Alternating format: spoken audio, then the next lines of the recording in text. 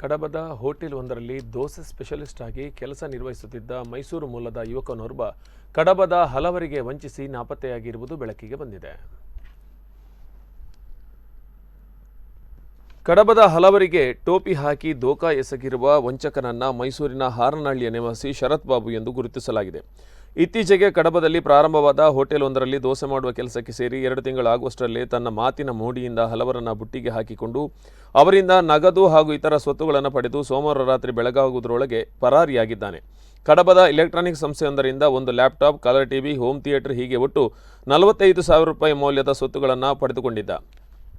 ಇನ್ನೊಂದು ಎಲೆಕ್ಟ್ರಾನಿಕ್ ಸಂಸ್ಥೆಯಿಂದ 13,000 ರೂಪಾಯಿನ ವಸ್ತುಗಳನ್ನು ಪಡೆದಿದ್ದ. ಆತ ಕೆಲಸ ಮಾಡುತ್ತಿದ್ದ ಹೋಟೆಲ್ನ ಬಳಿ ಸರ್ವಿಸ್ ಸ್ಟೇಷನ್ ನಡೆಸುತ್ತಿರುವ ವ್ಯಕ್ತಿಯೊಬ್ಬರಿಂದ 6,500 ರೂಪಾಯಿ ನಗದು, ಇನ್ನೊಬ್ಬ ವ್ಯಕ್ತಿಯಿಂದ 2,000, ಕಡಬದ ತರಕಾರಿ ವ್ಯಾಪಾರಿಯಿಂದ 35,000 ರೂಪಾಯಿ ನಗದು, ಜೀನಸ್ ವ್ಯಾಪಾರಸ್ಥರೊಬ್ಬರಿಂದ 60,000 ರೂಪಾಯಿ ನಗದು, ಆತನ ಒಟ್ಟಿಗೆ ಕೆಲಸ ಮಾಡುತ್ತಿದ್ದ ವ್ಯಕ್ತಿಯಿಂದ 16,000 ರೂಪಾಯಿ ನಗದು ಪಡೆದಿದ್ದ.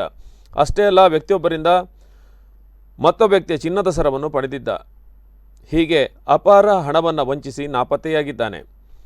ಒಂದನ್ನು ಸಾಲದ ರೂಪದಲ್ಲಿ ಪಡೆಯಲು ಯತ್ನಿಸಿ ವಿಫಲನಾಗಿದ್ದ ಎಂದು ತಿಳಿದು ಬಂದಿದೆ. ಹೋಟೆಲ್ನ ಪಕ್ಕದಲ್ಲಿ ಬಾಡಿಗೆ ಮನೆಯಲ್ಲಿ ವಾಸಿಸುತ್ತಿದ್ದ ಶರತ್ ಬಾಬು ಹೋಟೆಲ್ನಲ್ಲಿ ಇದ್ದುಕೊಂಡು ಇಲ್ಲಿನ ಹಲವು ಉದ್ಯಮಿಗಳ ವಿಶ್ವಾಸ ಸಂಪಾದಿಸಿ ದೋಖಾ ಎಸಗಿದ್ದಾನೆ.